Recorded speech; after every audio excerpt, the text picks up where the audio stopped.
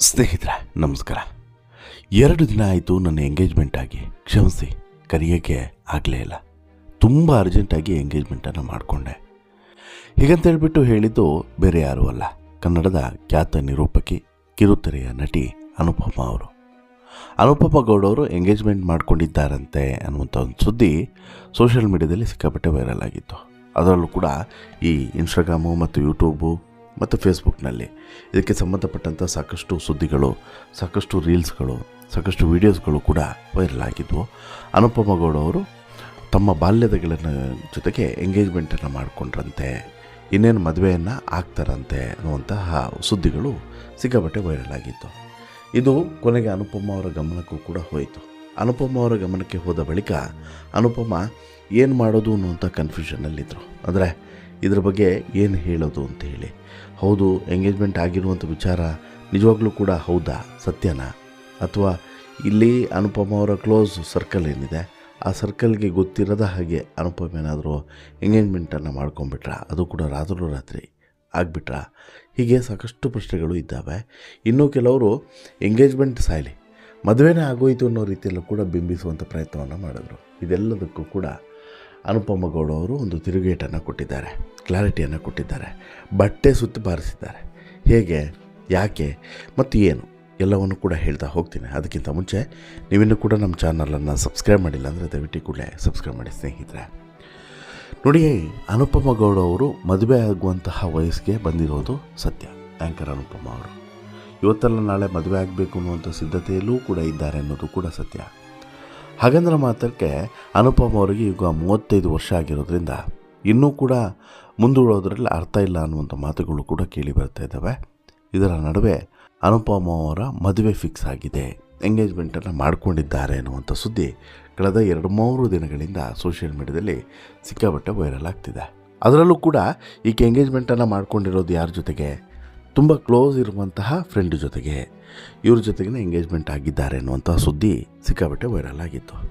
ಪ್ರಸ್ತುತ ಕಲರ್ಸ್ ಕನ್ನಡ ವಾಹಿನಿಯ ಗಿಚ್ಚಿ juniors reality ಶೋನ ನಿರೂಪಣೆಯನ್ನು ಮಾಡ್ತಿರುವಂಥ ಅನುಪಮ ಗೌಡ ಅವರು ಇತ್ತೀಚೆಗೆ ತಮ್ಮ 35ನೇ ಹುಟ್ಟುಹಬ್ಬವನ್ನು ಕೂಡ ಆಚರಿಸ್ಕೊಂಡಿದ್ದಾರೆ.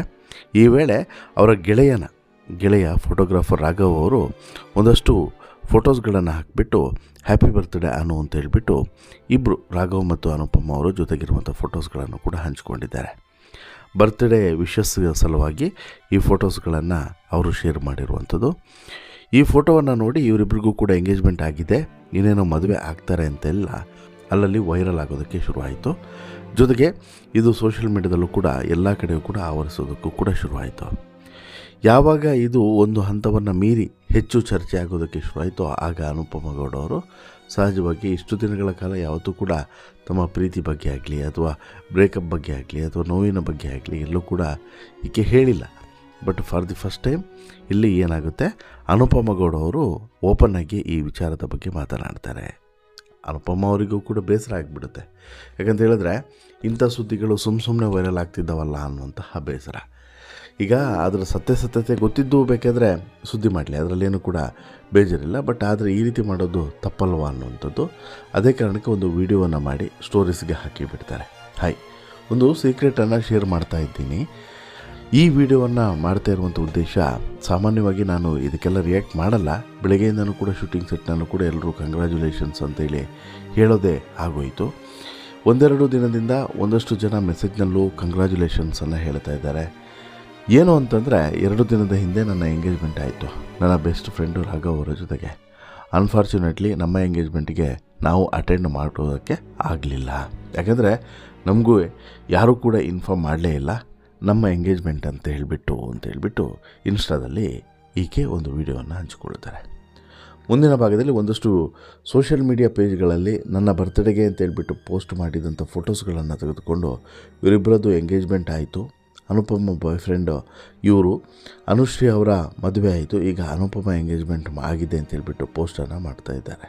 ಆದರೆ ನನಗೆ ಬೇಜಾರಾಗಿದ್ದೇನಂತಂದರೆ, ಇಷ್ಟೆಲ್ಲ ಇರಬೇಕಾದ್ರೆ, ಅಂದರೆ ಎಲ್ಲ ಇರಬೇಕಾದ್ರೆ, ನಾವು ಇಷ್ಟೆಲ್ಲ ಮುಂದುವರಿಬೇಕಾದ್ರೆ ಈಗ ಅಟ್ಲೀಸ್ಟ್ ಒಂದೊಳ್ಳೆ ಫೋಟೋವನ್ನು ಕ್ರಿಯೇಟ್ ಮಾಡಿ ರಿಂಗ್ ಹಾಕೋ ಥರ ಆ ಫೋಟೋವನ್ನು ಎಡಿಟ್ ಮಾಡಿ ನಮಗೂ ಕೂಡ ಕಂಗ್ರ್ಯಾಚುಲೇಷನ್ಸ್ ಅಂತೇಳಿ ವಿಶ್ ಕಳಿಸಿದರೆ ಇನ್ನೂ ಖುಷಿಯಾಗಿರೋದು.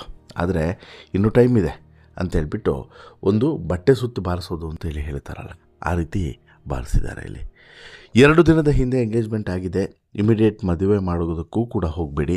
ಯಾಕಂದರೆ ಸ್ವಲ್ಪ ಡೌಟ್ ಆಗುತ್ತೆ, ಒಂದಷ್ಟು ಲೈಕು ಕಮೆಂಟ್ಸು ಎಲ್ಲ ನಿಮಗೆ ಸಿಕ್ಕಿರುತ್ತೆ.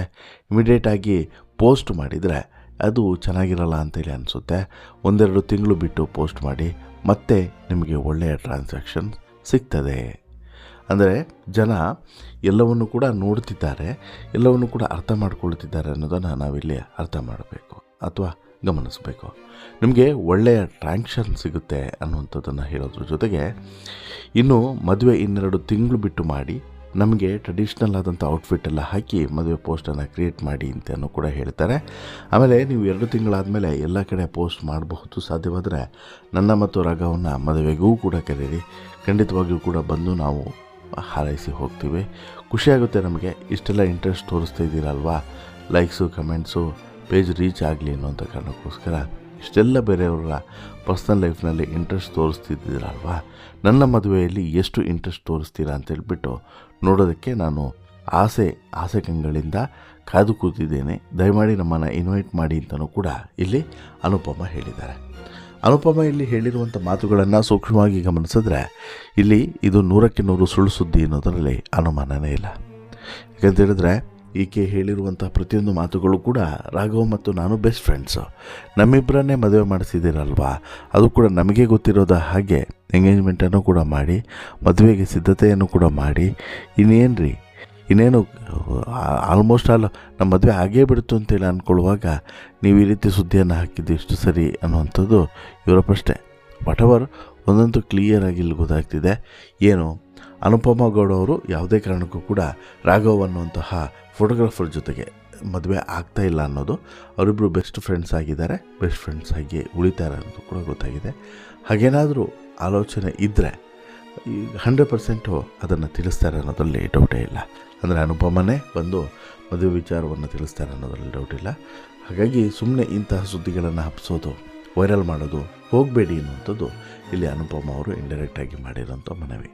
ನಿಮಗೇನಿಸುತ್ತೆ ಸ್ನೇಹಿತರೆ, ಈ ರೀತಿ ವೈರಲ್ ಆದಂಥ ವಿಚಾರಕ್ಕೆ ಸಂಬಂಧಪಟ್ಟಂತೆ ನಿಮ್ಮ ಅಭಿಪ್ರಾಯ ಏನು? ದಯವಿಟ್ಟು ಕಮೆಂಟ್ ಮಾಡಿ ತಿಳಿಸಿ. ಜೊತೆಗೆ ಈ ಸ್ಟೋರಿ ಇಷ್ಟ ಆಯಿತು ಅಂತ ಹೇಳಿದ್ರೆ ಲೈಕ್ ಮಾಡಿ, ಶೇರ್ ಮಾಡಿ, ಚಾನಲ್ಗೆ ಸಬ್ಸ್ಕ್ರೈಬ್ ಆಗೋದನ್ನು ಮರಿಬೇಡಿ. ಧನ್ಯವಾದ.